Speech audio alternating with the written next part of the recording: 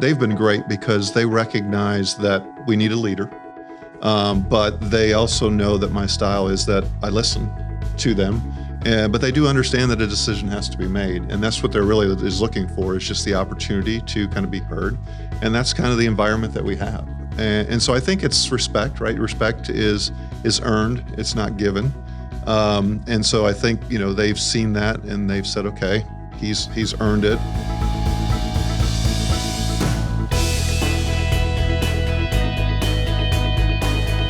Have you ever wondered what makes some companies grow while others plateau or fade away?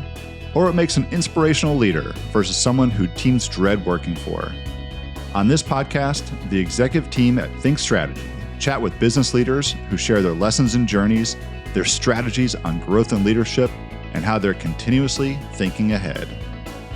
On this episode of Thinc Ahead, Thinc Strategy's CEO Cindy Anderson talks to Michael Mesnard, president of Klein Design, about how leadership style affects the overall success of a company and the importance of collaboration when it comes to building an effective team within a company. Here's Cindy. So, Michael, welcome. We're so happy to have you today on Thinc Ahead. Yeah. So, tell us a little bit about your journey. Well, I guess I'll start in the beginning. I have a unique story in that I actually started at Klein as an intern. So Yes. I came down here in '97 and started as an intern. So as I've kind of moved my way up through the company, I've held every position in the firm. And so it's been great to be part of that, in the sense of, it's like you said, it's kind of helped with my leadership and understanding kind of each role as we go through the process. So that's been my experience. I've had an opportunity to work with you now for a while, and one of the things that's so impressive is the way that you're able to really relate to the individual roles. And I notice that your team feels that you're very approachable. Where do you think that your approachability and your management style has helped you the most? I know you ran an office in an offsite location for a while and then came back to the corporate office. That's right. That did help. I got the opportunity to move to Wilmington in 2003, and they said, Gary Klein, the founding partner of the firm, said, hey, we need somebody to kind of go down there and help lead that office. And so I said, okay, why not? So I kind of went into it. I had some management experience running the commercial group at Klein, but so I think my approach has always been to kind of listen, right, and listen to the people around me, and especially when you're starting out as a new leader, it's kind of like, well, I don't know everything, Right. and a lot of these people know a lot more than me. And so I've always been kind of, taking the approach where I need to listen to the people around me and then make decisions. So that's kind of in my personality, is it's like, okay, it's a process. All right, we're going to review the process. We're going to make decisions. We're going to move forward. And so that kind of started early for me, like you said, in Wilmington. But I had good people, and Klein has, we have just great people all the way around. And so sometimes, we have too many opinions. Right. but that's good, right? Yeah. And so I think that's just kind of my upbringing, and just kind of a little bit who I am. It's just I care a lot about the people. I know the people are who kind of make us all what we are, and it's important to embrace them. Yeah.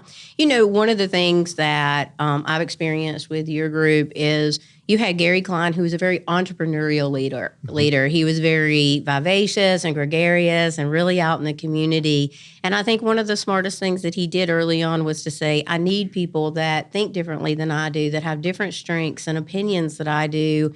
And you brought something to him that was something he knew he needed within the organization. And he also offered ownership. When you look into the future with your group, you guys now have more than a dozen private shareholders, but you also have all of your employees are owners through the ESOP program now. What is one of your, management leadership mantras today, and how you're evolving that next leadership team? Well, that's a great question. I think the thing that Gary Klein did so well over the years was surround. It's kind of the same process as surrounding himself with good people. And early on, he gave a lot of people opportunities, specifically like myself, and so just kind of continuing that approach. But I think when you and Cindy and Thinc came on board, and in what was it, 2018, when we started the process, I think you were the first one to kind of recognize as an outsider of that great group that you talked about. We've got 10 to 12. I think there's 11 of us now, 12 partners, and they all bring kind of a unique characteristic to it. But as we looked kind of into the future and kind of the way society and way things are developing, we said, okay, how do we continue that? And I think with your leadership and your advice, the ESOP was kind of the way to kind of get more people, literally everyone, involved in the process. And that just felt for me kind of who I was and who I am, is by getting everybody involved. And so we're very unique, and we're lucky because we still have some younger leaders that still want to have private shares and be part of the company and grow that part of the business. But or grow our business. But we do now have this where everybody's kind of part of the part of the group and part of the development. And I think that just kind of meets and aligns with kind of what Gary started so many years ago. Yeah, it's so exciting to see. And so many organizations think, well, if we do an ESOP, then we have to be 100% owned the ESOP. And one of the things that you guys decided is you really want to hold your majority to give people the opportunity to have private shares if they want. But you also wanted everyone else to be able to contribute, to be able to be in the organization and receive value for that at some point. And one of the things that I've been really impressed with since you've taken over is just the amount of growth your company has experienced and just the level of service that your clients receive. Talk to us a little bit about what's happened since you changed to this ownership method, but also talk a little bit about what you see for the future leaders of a Klein. Yeah, I think the change has been, it's once Gary retired in, what was it, year and a half ago, it allowed, because he was such a strong leader, it allowed, in my style being a little bit more inclusive, it allowed people to kind of feel like they're contributing more. Right. And I think that's what you saw, and we kind of have, just like we did before, we kind of have these kind of tiers of different ages, different experience levels of leadership. And with the process, we've allowed them to have more kind of I guess say is not the right word. What am I looking for? They have more involvement in the leadership. It's very collaborative. Exactly. Yes. We switched to kind of a team structure. And so our teams are set up so that we have more people involved in smaller teams. And allowing the younger partners in the firm to contribute to the development of their teams. And I think that in general has kind of helped for more inclusion and people, the younger generation, as we like to say, that's what they're looking for, right? They're looking for an opportunity to be involved in their own growth as well as growth in the firm. And I think that's where, as we look to the future and growing, we have such a unique brand in what we do in multifamily, and we're getting very well known for what we do. And I think taking that and continuing to develop that in different markets is exciting. And we've been very lucky in this market in North and South Carolina with the growth in Charlotte and Raleigh, but we see that growth in other areas as well. And your group is helping us kind of define that so that we can move forward strategically, logically, and what makes sense for us. One of the things that's very impressive from an outsider's perspective when you're looking into is you have a lot of people that are just really eager to help you grow. They're, hey, if we want to open an office, I'd like to move there. Yes. But you also have people who would never want to do that. Mm-hmm. And I have clients tell me all the time, like, I just don't know that anybody here would want to do that. What's nice is you have a good mix of both. Mm-hmm. You probably have more people who are very comfortable staying where they are, Right. and then a few that say, hey, I really want to shake things up. Do you feel like that's part of your secret sauce too? Because they work really well together, those Yep. different types. That's a very good point. That's a very good point. You always talk about, and consultants do the best at making sure we kind of find our replacement, right? Mm-hmm. And you've helped us from the beginning and the first transition. Now we're kind of in the second transition. And we have those, very similar people. There's, a couple people that are very similar to me and where I was in my career, and they've seen what I was able to, how I was able to succeed, and they're like, hey, we're ready to go, and they just thrive that kind of opportunity to help the firm. That's the big thing too. Is everybody is in it not for themselves, but for the firm. I mean, to a person, and that goes. It's always kind of been that way at Klein. That's great. And the people that haven't been successful at Klein, just quite frankly, just didn't have that attitude.